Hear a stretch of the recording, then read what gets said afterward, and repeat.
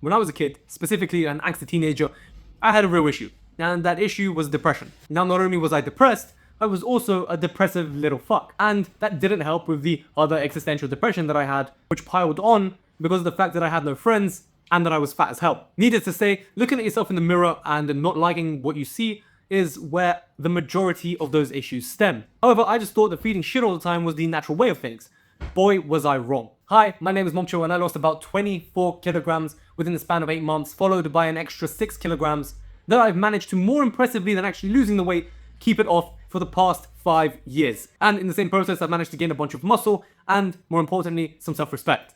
First, let me begin by saying that of course nuance in the modern world isn't a thing, and yes, I do realize that there are anomalies out there that are just depressed for no reason, but in general I find that the depression is actually a tool by the human body to tell us that something is wrong. And so long as we listen to our body and are realistic with ourselves and with reality, and are comfortable taking the truth even when it is uncomfortable, we can actually improve our lives substantially. And these two ways have actually been scientifically proven to help with depression. But a bunch of this is going to come from a personal place because, like I said, I struggled with depression for the better part of my teenage years, and while you could attribute that to an angsty teen growing up, it doesn't mean that it's not valid considering the amount of children that actually do deal with these issues. Fitness and healthy eating, however, was a cure to the problem I was having for years. A problem that I didn't know I was having in the first place. Going to the gym and working my fat ass off for hours on end helped my mental state substantially. One of the most important things that I found is the ability to get out of your own head. Depression lives up here, and we all think that it's a part of us, but from personal experience, I find that it's the negative voice in your head that tells you one of two things.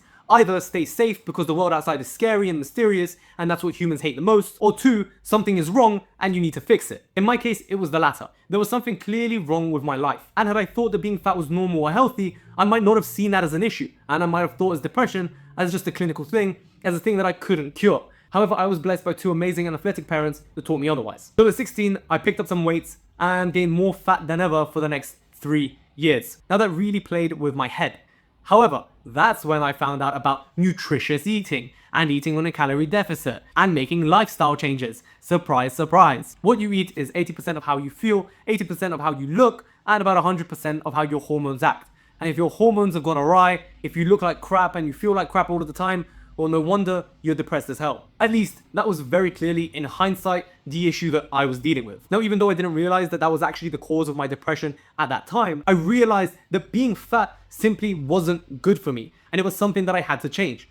I consider myself somebody that really likes to listen to his heart, his gut, his instinct, if you will. And so when your brain and your instinct and your natural being tell you to follow a certain thing, then I think that at least 95% of the time, you should. And so that's what I did. I got in the gym. I started running. I went from being able to only run about 100 meters before gassing out and wheezing badly, I might add, to being able to run 5 kilometers, then 10, without stopping for any kind of break. And if I had to stop for a break, it would be walking. I would never actually stop. I got bigger, beefier, and better looking than ever before. And my confidence skyrocketed when other people knew.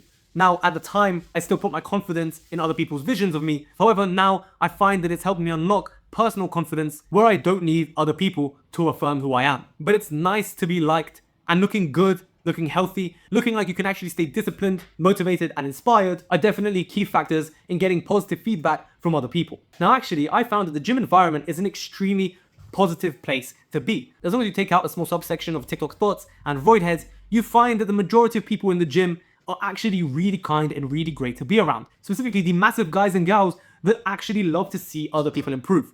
Personally, when I see somebody that's overweight or too skinny or even younger come into the gym, I first think, stay the hell out of my way because I love to work out alone.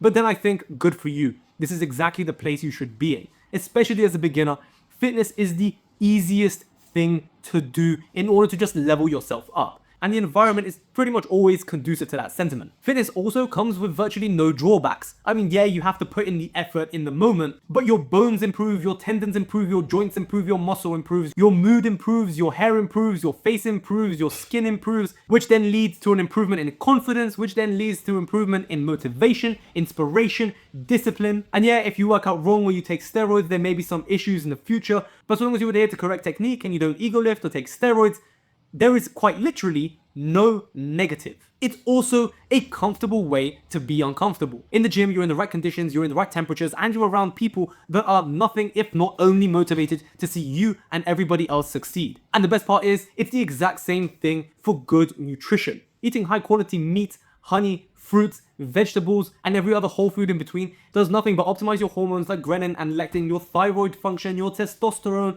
your estrogen, the way you feel, your mood, and again, your motivation, your inspiration, and your discipline. Fitness and nutrition are quite literally two completely foolproof ways to improve your life, no matter how you feel.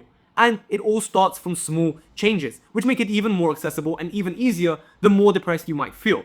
Because depression feels like a massive weight bearing down on you. I understand, again, I was there. You don't really want to do anything, you don't have the motivation to do anything, you certainly don't have the discipline. I quite literally started off by doing 5 push-ups every single day. That turned into the Saitama style workout of 5 kilometers, 100 push-ups, 100 sit-ups, and 100 squats every day. But because I wasn't strong, enduring, or healthy enough, I had to do 5 kilometers in 100-meter sprints while I walked. It hurt like hell, my lungs were on fire the entire time, and it required a lot of push from myself. But every time I did it, I found that I always felt better. And more importantly, every time that I did it, I found that the next time, it was easier to do it again. So fitness and food are low effort ways to massively improve your life. You don't have to be crafty or mega intelligent, creating new products, creating new businesses in order to upgrade the amount of money that you're making, in order to get personal trainers, or in order to get nutritionists. You just need a basic understanding of fitness and nutrition, which I'll give it to you right now. If you eat a diet of primarily whole foods, roughly an 80-20 split between whole foods and not, you're pretty much good. Whole foods include everything but not limited to vegetables, fruits, honey, and meat. Then you're on your way to being the healthiest version of yourself. And fitness is just a matter of movement. Yeah, I would suggest you learn how to strength train, and you need to learn the technique in order to be safe with it. But even if you start with 3-kilogram dumbbells as an 11-year-old kid, you're starting somewhere, and it always helps. Every little bit helps. I know, because that's exactly how I started. I was quite literally lifting 3-kilogram dumbbells in each arm. I couldn't handle any more, and there are people that can handle even less. But that's fine, because it all comes with improvement. And at some point, you find yourself addicted to that improvement. And that's a good kind of addiction to have. Now I mentioned that good eating and fitness have also been scientifically proven to help with depression. My ultimate theory of this is because with fitness, you essentially take the load off of your mind and your thoughts about yourself, and you put them in movement, in lifting weights, and in improving your own personal life. So far from just losing the fat and gaining the muscle and looking good and being confident, you stop actually thinking about yourself. Ironically, the more introspective you are, the more liable you are to be depressed. It probably also means you're smarter, but if the drawback is severe depression, then is it really even worth it? And certain foods, specifically ultra-processed foods, have shown to cause a brain and gut dysbiosis, meaning that they don't really work together. And in line with that, it can also cause some serious major illnesses, autoimmune disorders, depression, Alzheimer's, dementia. So basically, the cure for depression looks something like this.